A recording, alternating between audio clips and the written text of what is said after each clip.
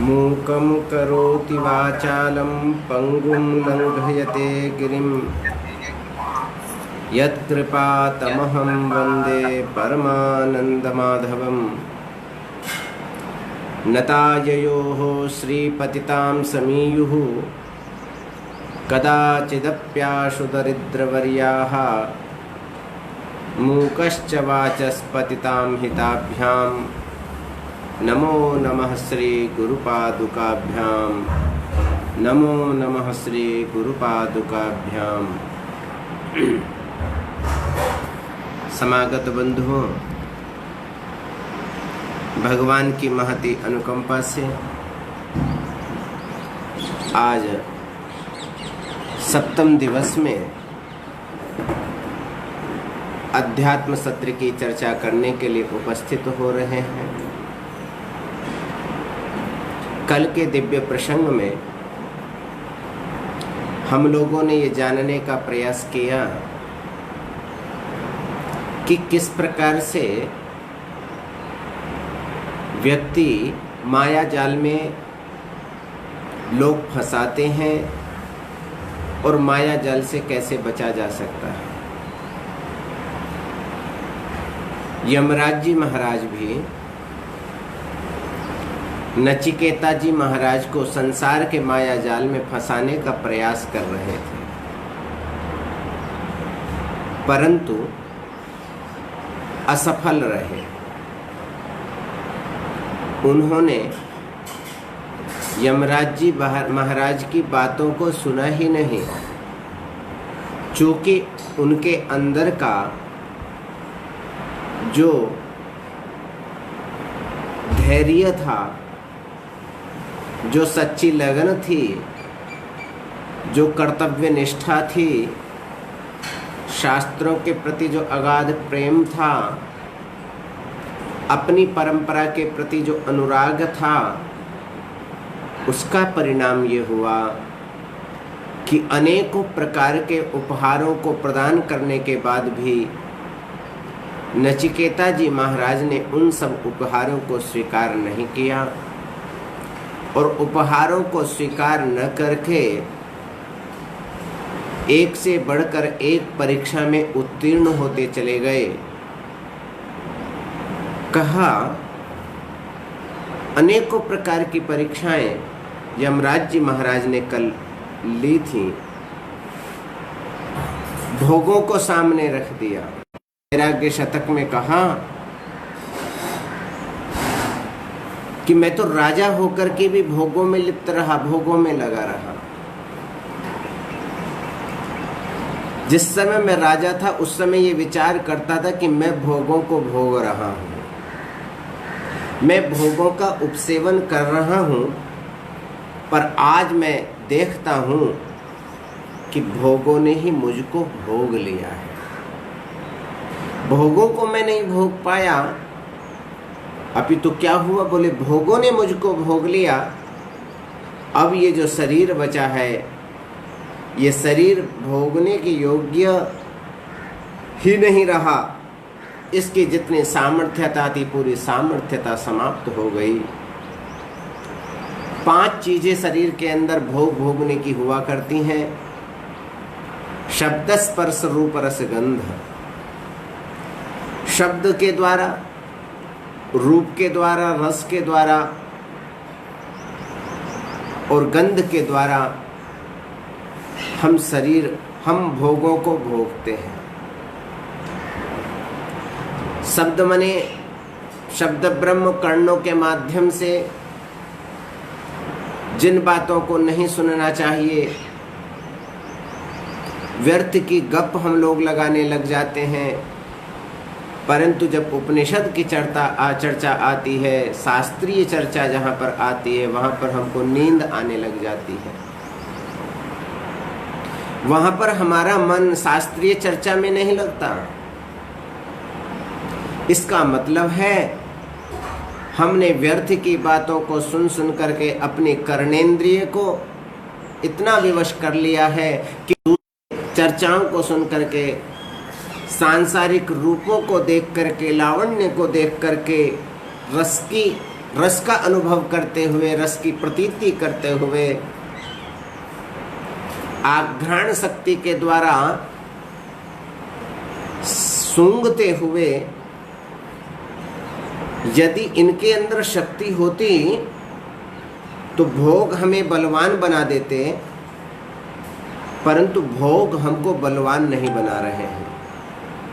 जैसी जैसी अवस्था हम लोगों की बढ़ती चली जाती है, वैसे वैसे हम लोग क्या बन जाते हैं? बोले वृद्ध बन जाते हैं, हम अशक्त हो जाते हैं, हम बीमार हो जाते हैं। इसका मतलब है हमारी इन इंद्रियों ने हमारा पूर्ण रूप से उपभोग कर लिया है। जैसे गन्ने से रस निकाल देने पर अब उसमें सामर्थ्यता नहीं रहती कि वो बीज का कार्य कर सके। गन्ने से जब उसका सार माने रस निकल जाता है, कोल्लू में उसको पेल दिया जाता है, फिर उसकी सामर्थ्यता नहीं रहती कि वो बीज उससे अंकुरित हो सके, उसमें द्वारा किसी प्रकार का रस आ सके, उसकी सामर्थ्यता नहीं है। क्योंकि बोले रस जब निकल गया तो रसहीन व्यक्ति बन जाता है। उसी प्रकार से साधना यदि बाल्यकाल से होगी तो आप सारवान हो जाओगे, और कदाचित साधना नहीं होगी तो हम सबकी यही स्थिति सज्जनों यहाँ पर हो जाया करती है। ये पूरे का पूरा वर्णन आचार्यपाद ने बतलाने का प्रयास किया। एक बार की बात है, एक संत देवता, बड़े विलक्षण महापुरुष थे, वो जा रहे थे। एक बालक का और उन संत का एक संवाद हुआ। आचार्य ने, उन संत ने उस बालक से पूछा, कस्त्वं शिशोकस्य कुतोऽसि गन्ता, किन्नामते त्वं कुत आ। तुम कौन हो? कस्त्वं, तुम कौन हो? और कस्य शिशो हो, तुम किसके बालक हो, किसके पुत्र हो? और कुतोऽसि गन्ता, तुमको कहाँ जाना है, कहाँ से आ रहे हो? और किन नाम, तुम्हारा नाम क्या है, कहाँ से आए हो और कहाँ जाओगे? कुतः आगतोऽसि एतन्मयोक्तं वद चार्वकत्वम्। आपको देख करके बहुत प्रेम उमड़ रहा है। मेरी प्रसन्नता के लिए आप मेरे द्वारा पूछे गए इन प्रश्नों का उत्तर प्रदान करो। उस छोटे से बालक से जब आचार्य श्री ने इन प्रश्नों को किया तो वो बालक छोटा सा है, उसने उत्तर दिया कि नाहं मनुष्यो न च देव यक्षौ न ब्राह्मण क्षत्रिय वैश्य शूद्राः न ब्रह्मचारी न गृही वनस्थो भिक्षुर्न चाहं निजबोध रूपः।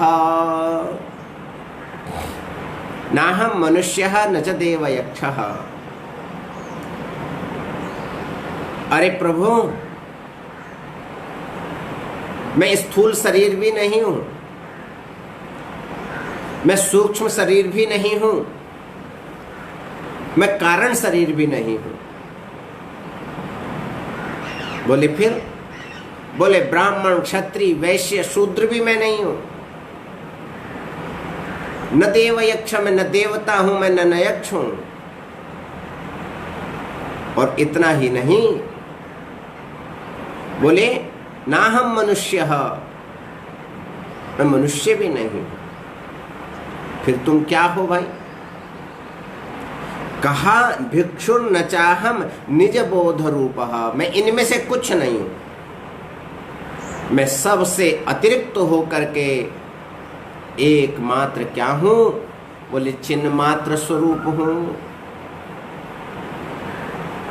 सच बताओ, आप जब इस संसार में आए थे तो आपका कोई नाम था? आपका कोई रूप, आने से पहले कोई रूप रंग था? संसार में आपके इस शरीर को देख करके संसार में किस नाम से आपका व्यवहार किया जाए, इसके लिए नाम रूप जगत की आवश्यकता हुआ करती है। नाम रूप जगत से संसार में व्यवहार चला करता है। चूंकि यदि संसार में किसी वस्तु का नाम नहीं होगा तो ये व्यवहार, ये जगत हमारा चलने वाला नहीं है। इसलिए कहा प्रभु निज बोध रूपः, आप किसी दूसरे का बोध मत करो, मैं ये हूं, मैं ये हूं, ये मत बोलो। बोले फिर? बोले अपनी ही आत्मा का अन्वेषण करो। उसका अनुसंधान करते करते आप सबको ये ज्ञात हो जाएगा कि हम क्या हैं। निज बोध रूपः, अपने स्वरूप को आप लोग पहचान जाएंगे। बस इसी स्वरूप को पहचान लेना, ये आदि गुरु शंकराचार्य भगवान की परंपरा का अनुसरण करना है। जिन्होंने अपने आत्मा के स्वरूप का अन्वेषण किया है, चिंतन किया है, विचार किया है, अनुसंधान किया है, वही जीव धन्य हैं और ठाकुर जी के चरणों में वो समर्पित हो सकते हैं। आगे चलकर मनुष्य की एक विलक्षण शक्ति है, प्रवृत्ति भी है। आज आचार्य पाद अग्रिम श्लोक में बतला रहे हैं। बोले न वित्तेन तर्पणीयो मनुष्यो लप्स्यामहे वेत्तमद्राक्ष्म चेत्वा जीविष्यामो यावदी शिष्यसि त्वं वरस्तु मे वरणीयः स एव। कह रहे हैं आप जिस चीज को अत्यंत कल्याणकारी मान रहे हो, जिसको सभी साधनों का साध्य मान रहे हो, किसको मान रहे हो? बोले धन को। इस धन के द्वारा मनुष्य को कभी तृप्त नहीं किया जा सकता। शास्त्र तो कहता है न वित्तेन तर्पणीयः मनुष्यः, वित्त के द्वारा कभी मनुष्य तृप्त हो ही नहीं सकता। पूरे विश्व का पूरा धन, ऐश्वर्य, भोग यदि किसी एक व्यक्ति को दे दिया जाए तो पूरे विश्व का धन और ऐश्वर्य एक व्यक्ति को भी तृप्त नहीं कर सकता। कर सकता है? नहीं कर सकता।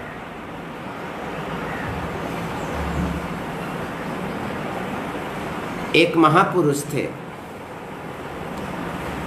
जहां संत बैठा करते हैं, प्रायः लोग आया करते हैं। एक भक्त प्रतिदिन संत भगवान का दर्शन करने के लिए आने लग गया। वो राजा का बड़ा प्रिय भी था और महात्मा का भी शिष्य बनना उसने प्रारंभ कर दिया। डेली आने लग गया, सेवा शुश्रूषा करने लग गया। रोज आता, आश्रम में बाहर ही निकालता, पानी भरता, गायों को भी पानी पिलाता, महाराज जी के भी कपड़े धो लेता, सेवा कर लेता, सेवा करता। राजा बड़ा उदार था। उस सेवक को एक गिन्नी प्रतिदिन दे दिया करता। वो उस गिन्नी को ले जाकर के कुछ दान करता, कुछ गौ सेवा में लगाता, कुछ ब्राह्मणों की पाठशाला में लगाता, कुछ से अपने संबंधियों की मदद कर देता। जो उसमें से कुछ बच जाता उससे अपने घर का खर्च चला लिया करता था। उसका जीवन शांति से आनंद के साथ में कुछ दिन तक व्यतीत होता चला गया। एक दिन की बात है, जंगल में घूमने के लिए वो व्यक्ति गया। एक दिन जब घूमने के लिए गया तो एक विशाल वृक्ष था, बड़ा पुराना, और जैसे ही बड़ा विशाल वृक्ष था उस वृक्ष के नीचे एक गिन्नी का बड़ा कलश दिखलाई पड़ा। और जैसे ही कलश के पास में पहुंचा, बोले वाह, आनंद आ गया।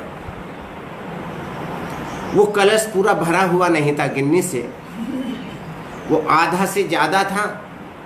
उसने सोचा चलो बढ़िया है, आनंद आ गया।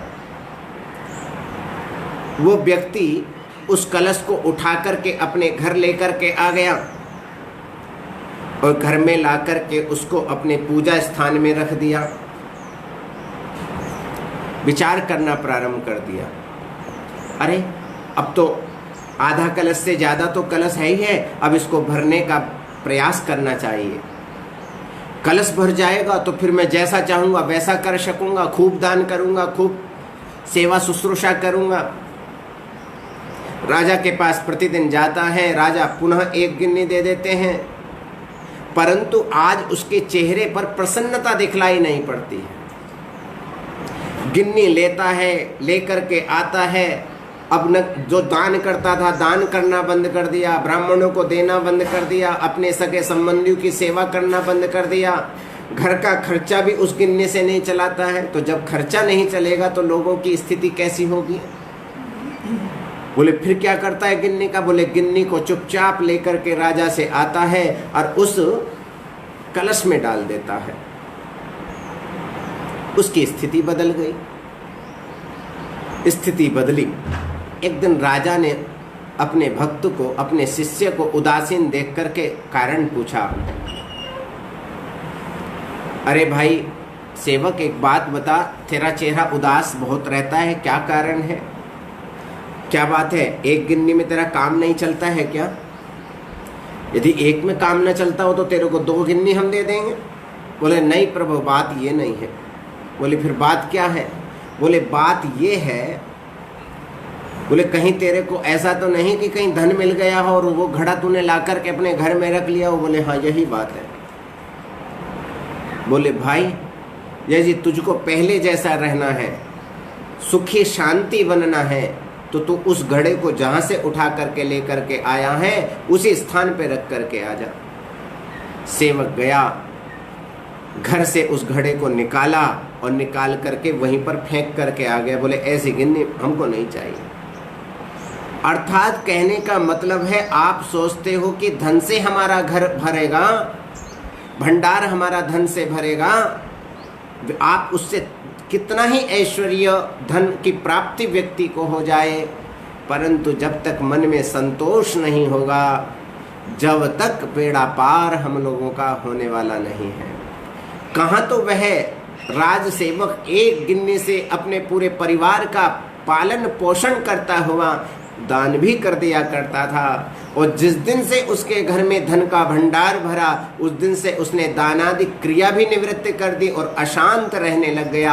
आज वो स्थिति उस राज सेवक की नहीं थी, हम सब की भी वही स्थिति आज बन चुकी है। जिसके पास में 10 रुपया है वो उस 10 रुपये को 100 रुपया बनाना चाहता है, जिसके पास में 100 रुपया है वो उसको 1000 रुपया बनाना चाहता है, और जिसके पास 1000 रुपया है वो उसको लाख रुपया बनाना चाहता है। लाख वाला करोड़, करोड़ वाला अरब, अरब वाला 10 अरब, 10 अरब वाला खरब। इस प्रकार से देश की स्थिति बन चुकी है।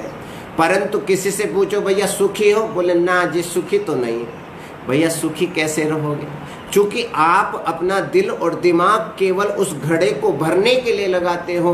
भगवान के लिए तो 1 मिनट के लिए भी आपके पास में समय नहीं है कि भगवान के चरणों में बैठ करके आप ठाकुर जी की उपासना कर सको। इस प्रकार का कोई भी समय आपके पास में नहीं है। तो वही कह रहे न वित्तेन तर्पणीय मनुष्य। महाराज व्यक्ति की मांग कभी पूरी नहीं हो सकती, व्यक्ति की इच्छाएं कभी पूर्ण नहीं हो सकती। कितना ही धन मिल जाए, वासनाएं प्रतिदिन बढ़ती चली जाएंगी और जितना धन मिलता चला जाएगा अगले दिन उतना ही कम दिखलाई पड़ेगा, इसलिए हमारी अशांति बढ़ जाती है। यमराज जी ने कहा, बेटा नचिकेता, तुमको अभी कुछ ज्ञान नहीं है। तुमको नहीं मालूम कि इस जगत में, इस संसार में धन के बिना काम नहीं चलता है। इस संसार में यदि रहना है तो धन की नितांत आवश्यकता है, धन के बिना तृप्ति नहीं होगी, इसलिए धन ले लो। अब भी मान जाओ मेरी बात, इस मोक्ष से, इस ज्ञान से क्या करोगे? अरे बढ़िया धन ले लो, जो चाहिए वो ले लो। लेकिन नचिकेता तो बड़ा बुद्धिमान है, उसने कहा, आपके जैसे गुरु मुझे मिल गए। लप्स्यामहे वित्रम अद्राक्ष्म चेत्वा। फिर मुझे वरदान में धन मांगने की क्या जरूरत है? आप जैसे समर्थ देवता का दर्शन होने से धन तो अपने आप हमको मिल जाएगा। और यदि आप ऐसा कहते हैं कि ध्यान से, भजन से, साधना से इनका दर्शन करने से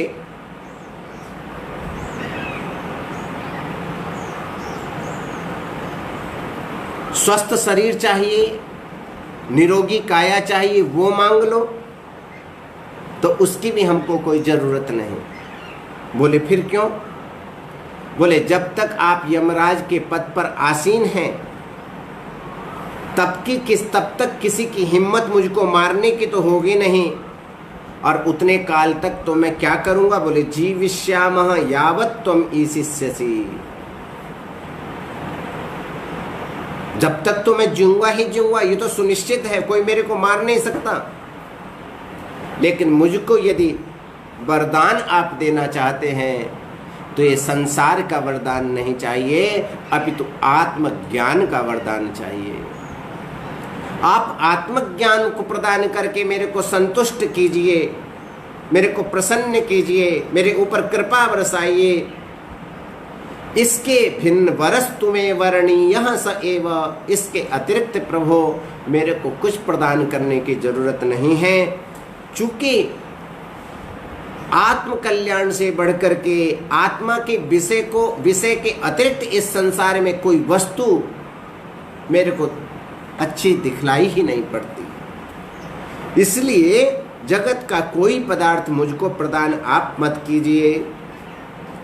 छोटे से नचिकेता जी महाराज की इस प्रकार की स्थिति को देख करके यमराज जी ने उस बालक को देखा, अरे बड़ा हठी बालक है, जिद्दी बालक है, बिल्कुल इसके अंदर लोभ भी किसी प्रकार का नहीं है, लगता है अब तो इसको वरदान देना ही पड़ेगा।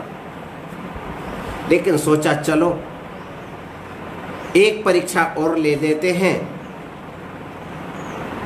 शांत भी लग रहा है।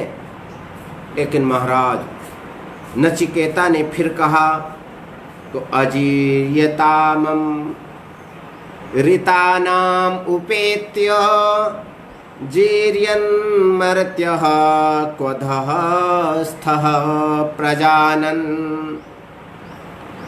अविद्यायन् वर्णरति प्रमोदान् अति दीर्घे जीविते को रमेत। जीर्यन्मर्त्यः।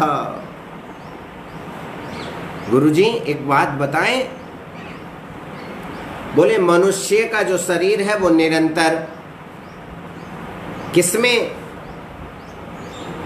ये निरंतर जीर्यन्मर्त्यः, ये मनुष्य जीर्ण होने वाला है, ये बूढ़ा होने वाला है। और दूसरी विशेषता क्या? बोले मर्त्यः, ये मरने वाला भी है, ये नाश को प्राप्त हो जाता है। और प्रजानन क्वधः स्थः कः अजीर्यताम्। इस तत्व को अच्छी प्रकार से, भली भांति प्रकार से जो समझने वाले लोग हैं, क्वधः स्थः माने जो मनुष्य लोक का निवासी है, कहा माने ऐसा कौन है जो कि अजीर्यताम अमृतानाम उपेत्य, अजीर्यताम माने जो वृद्धावस्था से रहित हैं, जिनको बुढ़ापा नहीं आता, बुढ़ापे से रहित रहने वाले कौन लोग हैं, और अमृतानाम जो अमृतत्व को प्राप्त हो गए हैं, जो मरण धर्मा नहीं हैं, जो न मरने वाले नहीं हैं। बोले वो कौन है? बोले मुनयः ऋषयः, जो ऋषि और महर्षि होते हैं वो मरण धर्मा नहीं होते, चूंकि वो तो पहले ही क्या हो जाते हैं? बोले मृत्यु माने अज्ञान, उस अज्ञान को नष्ट कर डालते हैं।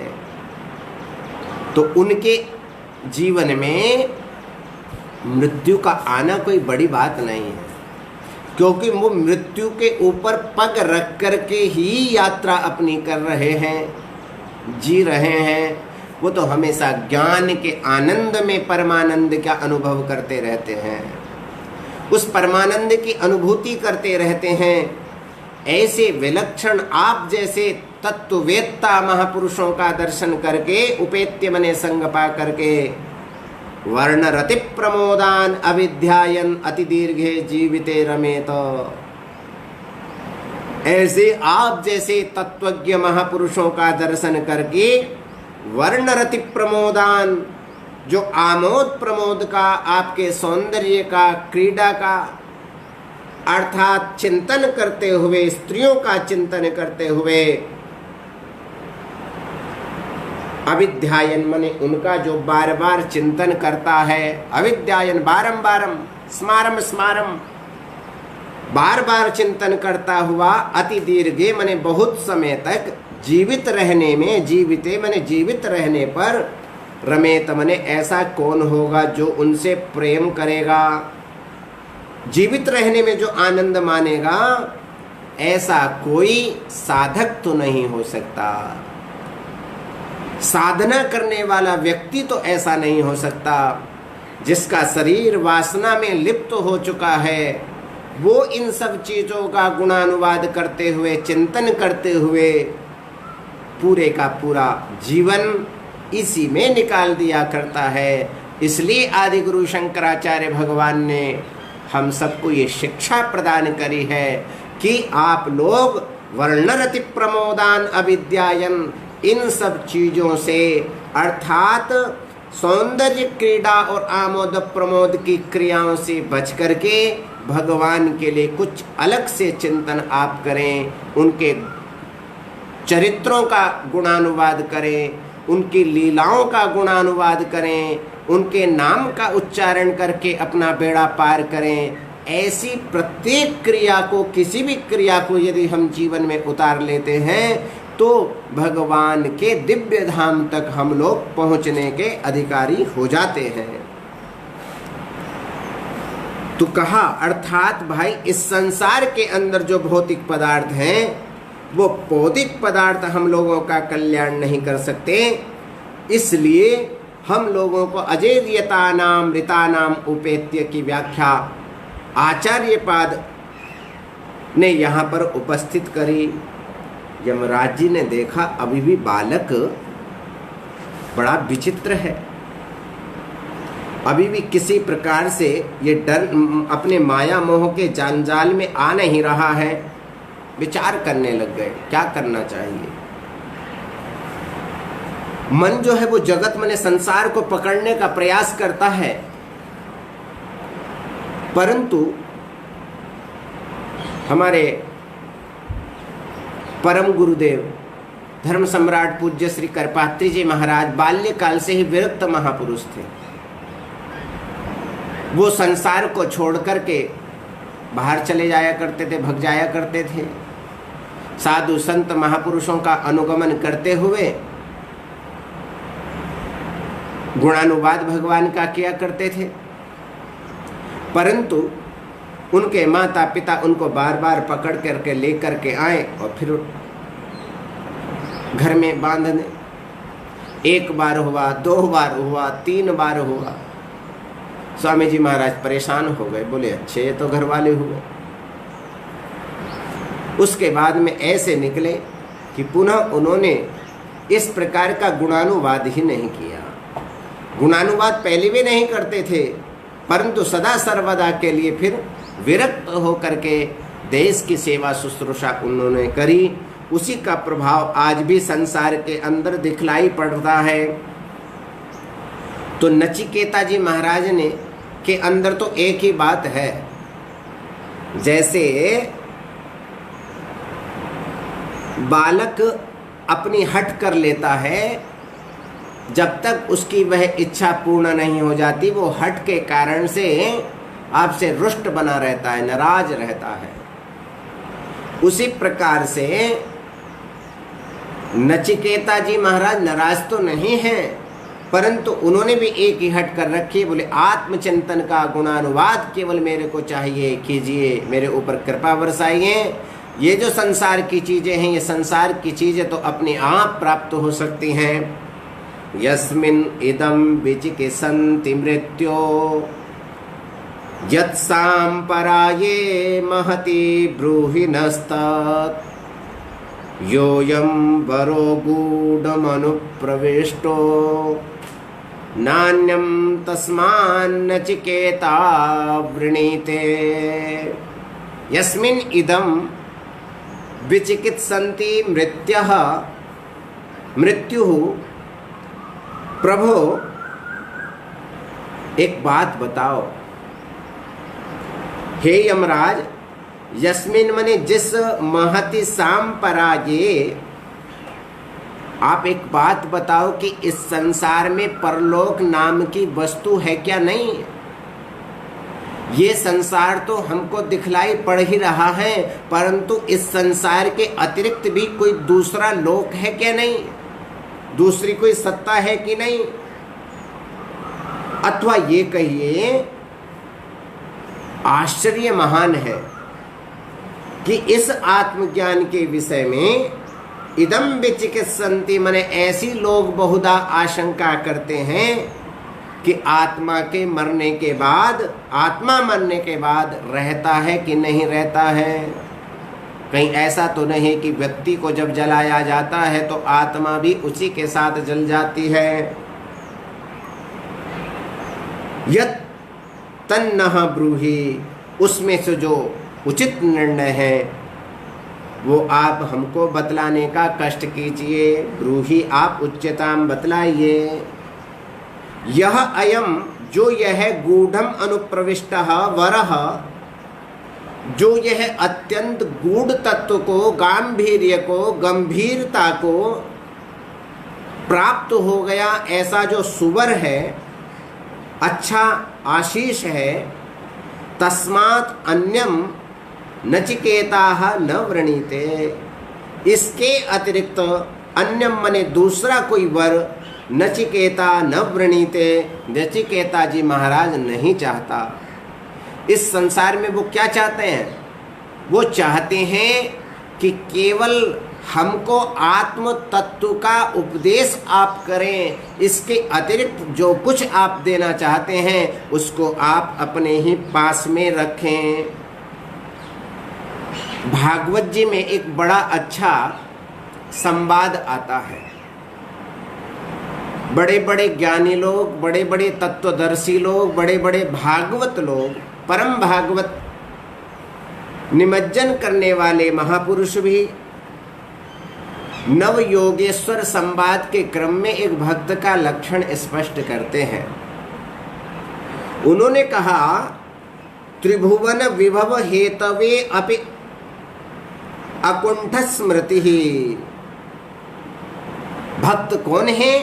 बोले त्रिभुवन विभव हेतवे, जो व्यक्ति भगवान का नित्य निरंतर चिंतन करते रहते हैं, उनके सामने तीनों लोकों का ऐश्वर्य आपके सामने यदि रख दिया जाए तो वो पूरे का पूरा ऐश्वर्य उन भक्तों के समक्ष भक्त उसको तुच्छ माना करते हैं।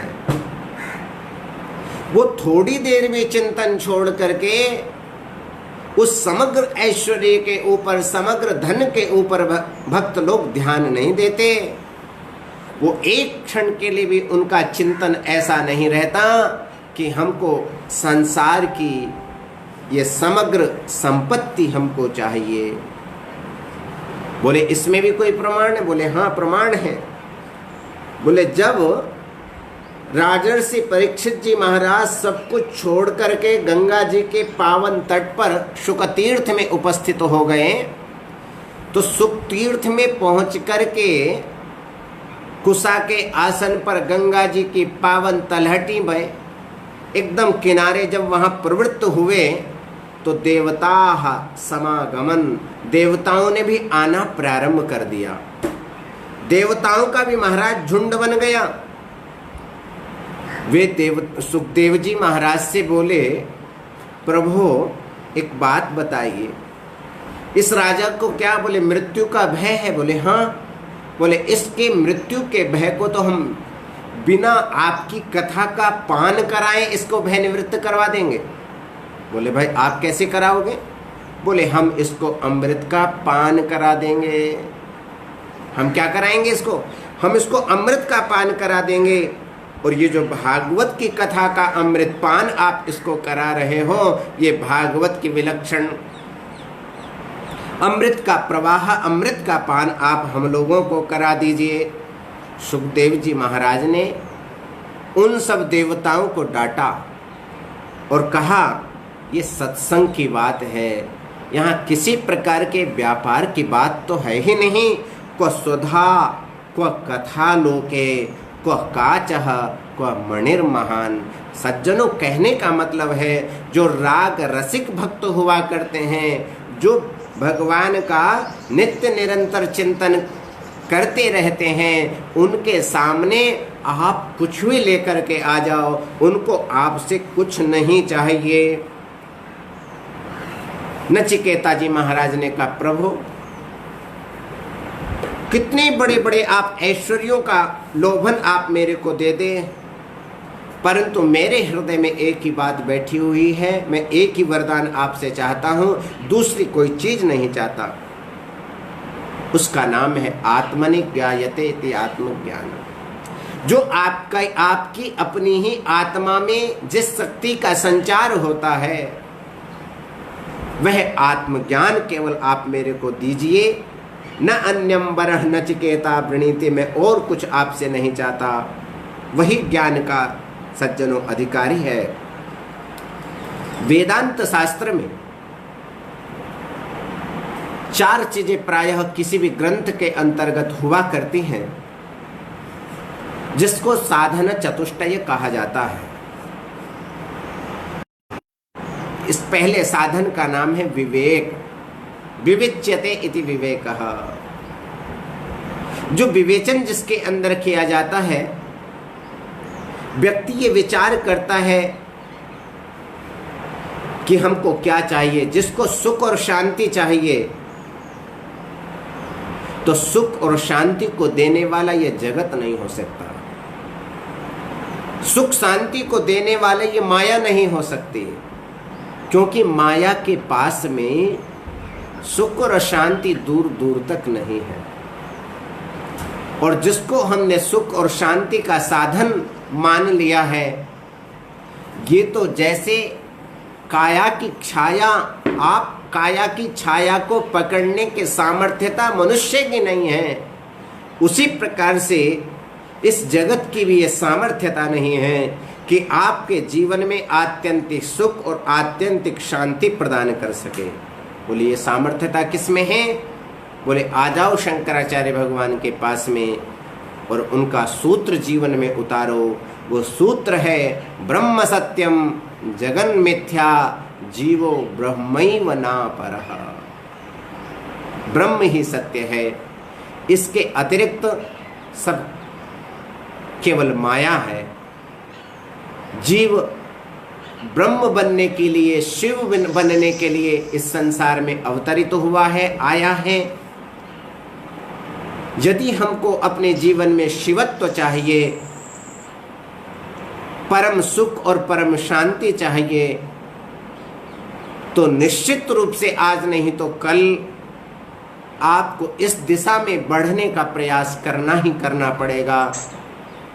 जिस दिन से हम लोग सुख शांति की दिशा में बढ़ने का प्रयास करेंगे, उसी दिन से हम लोगों की आयु मानी जाएगी। यदि हमने इस संसार में रह करके अपनी आयु को भोगा है, तो फिर तो ये शरीर तो नाशवान है ही, एक दिन जीर्ण शीर्ण अवस्था में आकर के दूसरे घाट पर चला जाएगा। इसलिए ब्रह्म सत्यम, ब्रह्म ही सत्य है। इसके अतिरिक्त ये संसार मिथ्या जैसा प्रतीत होता है, अनित्य दिखलाई पड़ता है, परंतु वस्तुतः है नहीं। जैसे थोड़ा सा अंधेरा है, थोड़ा उजाला है, उजाला कम है। रात्रि में चलते चलते एक रस्सी पड़ी हुई है और उस रस्सी ने आकृति इस प्रकार की बना ली है जैसे कोई सर्प रहा करता है। टेढ़ी मेढ़ी रस्सी पड़ी हुई है। टेढ़ी मेढ़ी रस्सी को देख करके आपने देखा, अरे ये तो सर्प है। आप डर गए, भयभीत हो गए, आप कांपने लग गए। कहीं ऐसा तो नहीं कि मेरे पैरों के नीचे आ गया हो। भयभीत जैसे ही हुए, इतने में कोई साधन संपन्न टॉर्च को लेकर के व्यक्ति आया। आपने जोर से उसको पुकारा, अरे यहाँ सर्प है, यहाँ सर्प है। उसने जैसे ही प्रकाश डाला, ज्ञान का प्रकाश किया, टॉर्च का प्रकाश किया, तो वहाँ पर रस्सी के स्थान पर क्या था? बोले वहाँ पर सर्प के स्थान पर वहाँ पर रस्सी दिखलाई पड़ रही थी। सज्जनों, इसी प्रकार से इस जगत में, इस संसार में जो कुछ यावत पदार्थ का हम लोग दर्शन कर रहे हैं, यह वस्तुतः माया का दर्शन है। असली तत्व बाहर दिखलाई नहीं पड़ेगा। उस असली तत्व का दर्शन करने के लिए अपनी आत्मा का अनुसंधान करना पड़ेगा, चिंतन करना पड़ेगा। जो जीव जितना चिंतन करेंगे, जितना अनुशीलन करेंगे, उतना ही आंतरिक विकास होगा।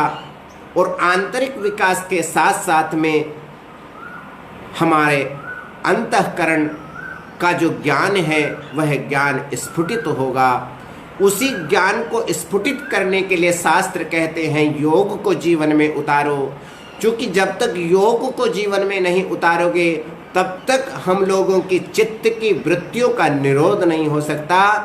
ये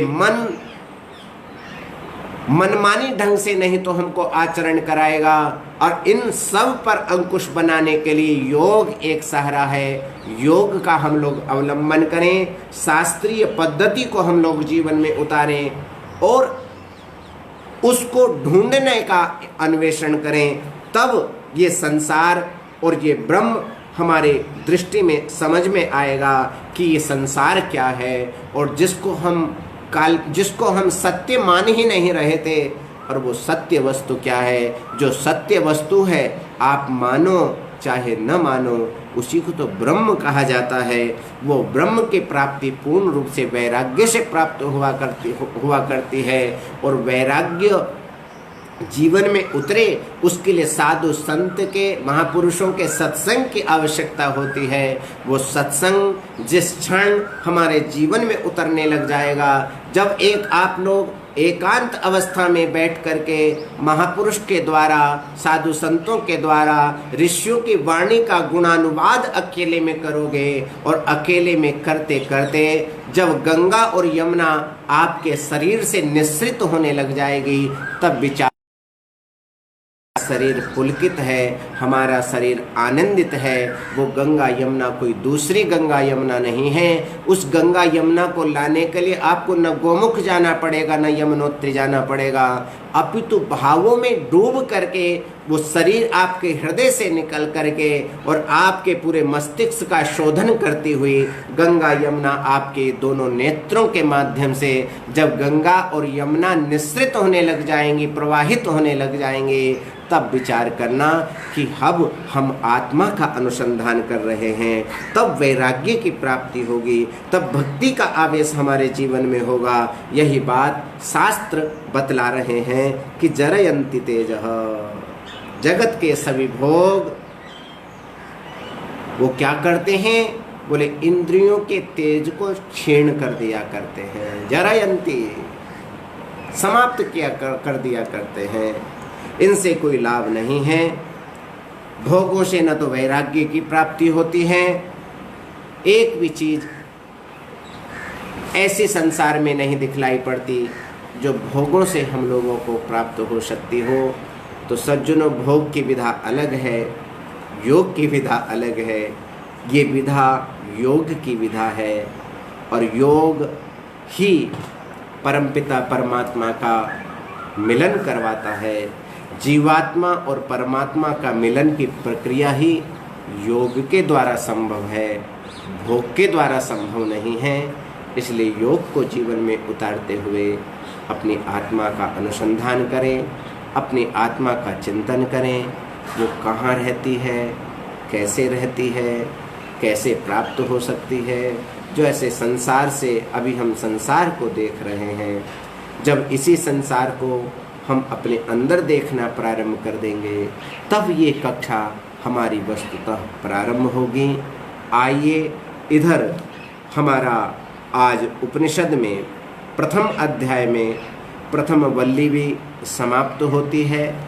कल से द्वितीय वल्ली में अभी तक नचिकेता जी महाराज ने प्रश्नों का क्रम उपस्थित किया और यमराज जी महाराज ने उत्तर देना भी चाहा है, परंतु एक से बढ़कर एक परीक्षा लेने के कारण से अभी उत्तर नहीं दे पाए हैं। तो उत्तर के लिए कुछ प्रतीक्षा आपको और हमको दोनों लोगों को करनी ही करनी होगी। अस्तु, कल ठीक समय हम लोग मिलते हैं और यमराज जी महाराज ने नचिकेता जी महाराज के सकल प्रश्नों का उत्तर किस क्रम में दिया है, उस क्रम को जीवन में उतार करके अपनी आत्मा का अनुसंधान करेंगे। तब तक के लिए अपनी वाणी को विराम। हर हर महादेव।